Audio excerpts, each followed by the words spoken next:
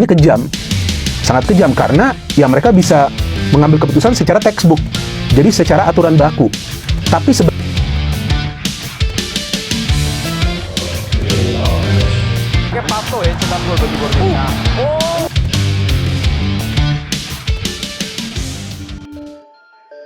Bojan Hodak bisa rayakan gelar juara Persib sambil ngopi di kafe.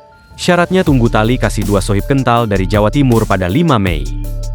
Keinginan Bojan Hodak merayakan pesta juara Persib musim ini sambil ngopi di kafe bisa terwujud. Itu akan terjadi bila Persik mengalahkan Persebaya pada laga 5 Mei. Dua sahabat Maung Bandung asal Jatim itu akan bentrokan pada derby seprovinsi di Stadion Brawijaya Kota Kediri, Senin, 5 Mei 2025. Agar Persib back-to-back juara, sejatinya Persik tak harus mengalahkan Persebaya, hasil imbang pun cukup sebagai tali asi keduanya untuk Mark Klok dan kawan-kawan, jadi jawara tanpa berlaga. Mungkin kami kalah hari ini dari Malut United, tapi kalau Persebaya tidak mengalahkan Persik Kediri, kami tetap jadi juara dan kami bisa rayakan sambil ngopi di kafe, kata Bojan Hodak. Persib masih bercokol di puncak klasemen BRI Liga 1, Maung Bandung mengoleksi 64 poin dari 31 pertandingan, Persib unggul jauh 10 poin atas Dewa United di ranking kedua, 11 poin atas Malut United, 3, dan Persebaya Surabaya, 4. Dari 3 tim pesaing terdekat Persib itu, hanya Persebaya yang belum tampil dalam pekan ke-31. Kami ingin menang di setiap pertandingan sampai akhir. Ya, mereka seri hari ini. Itu bagus. Pada akhirnya, kami mendapatkan bonus untuk setiap pertandingan dan kami akan fokus pada laga berikutnya, kata Hodak. Secara hitung-hitungan, Dewa United dan Malut United tidak bisa mengejar Persib di sisa 3 pertandingan. Namun, Persebaya masih bisa bersaing dengan Maung Bandung. Syaratnya, Bajul Ijo harus menang atas Persik Kediri. Itu akan membuat Persebaya mengoleksi 56 angka, terpaut 8 poin dari Persib. Namun, apabila Persebaya imbang atau kalah dari Persik, maka Persib bisa berpesta juara. Perolehan poin Pangeran Biru tidak bisa lagi dikejar Bajul Ijo. Menarik dinantikan. Berita lainnya, striker andalan Persib Bandung, David Da Silva mengungkapkan bahwa proses pemulihannya dari cedera berlangsung lebih cepat dari prediksi awal, di mana ia sempat diprediksi akan menepi hingga akhir musim. Ya, prediksinya lebih lama, tapi saya berusaha 100% untuk bisa kembali lebih cepat. Saya melakukan sangat banyak hal untuk mempercepat pemulihan, ujar David. Tak hanya mengandalkan tim medis klub, David juga merancang program pemulihan khusus bersama staf pribadi yang membantunya yaitu Coach Herbert Santos, teman dekatnya dari Brazil yang mendampinginya selama masa pemulihan. Anda tahu, saya membuat program sendiri bersama staf saya juga, staf pribadi saya. David mengaku sangat bersyukur dan bangga atas dukungan yang ia dapatkan, baik dari staf medis klub maupun tim pribadi yang membantunya. Dan saya merasa sangat bangga kepada semua orang yang membantu saya untuk mempersingkat waktu pemulihan. Jadi saya sangat senang dengan perkembangan ini, tutupnya. Berita lainnya, wasit tak adil saat Malut United versus Persib Bandung, Ciro Alves minta PSSI selidiki dirinya diberi kartu merah. Penampilan Ciro Alves saat memperkuat Persib Bandung menghadapi Malut United pada pekan 31 BRI Liga 1 berujung pengusiran terhadap dirinya dari lapangan hijau.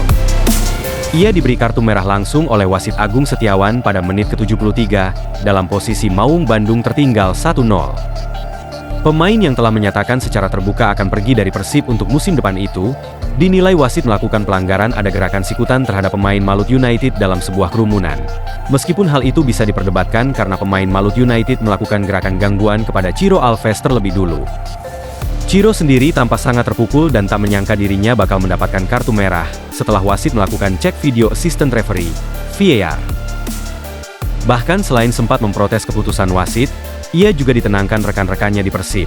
Pemain asal Brasil itu juga sempat memberi penjelasan kepada pelatih Malut United Imran Nahumaruri di pinggir lapangan. Tapi wasit kekeh dengan keputusannya. Karena kartu merah tersebut, Ciro dipastikan tak dapat bermain dalam pertandingan terdekat menghadapi Barito Putra. Tak terima atas keputusan tersebut, Ciro pun menumbahkan curahan hatinya di Instagram story pribadinya. Ciro Official. Menurut Ciro, selama berkarir sepak bola di Indonesia dirinya selalu menghormati lawan. Ia mengatakan sangat sedih dan kecewa diperlakukan tidak adil dan kartu merah tersebut merupakan yang pertama ia terima. Di lain sisi, Bung Binder Singh menyayangkan keputusan wasit atas kartu merah yang dilayangkannya kepada Chiro.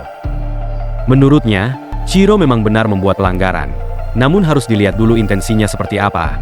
Intensi Chiro bukan untuk mencegah Angulo mencetak gol, tapi Chiro bergerak di tengah kepungan pemain Malut. Menurutnya wasit tidak konsisten. Di laga-laga sebelumnya, kejadian yang serupa wasit hanya memberi kartu kuning, namun kali ini sebaliknya. Kalau dia melihat intensinya bukan untuk mencederai pemain tim lawan, tapi dia coba untuk memproteksi bola kemudian bergerak bermanuver, bisa juga dia memberikan kartu kuning. Tapi saya kan nggak pernah menjadi.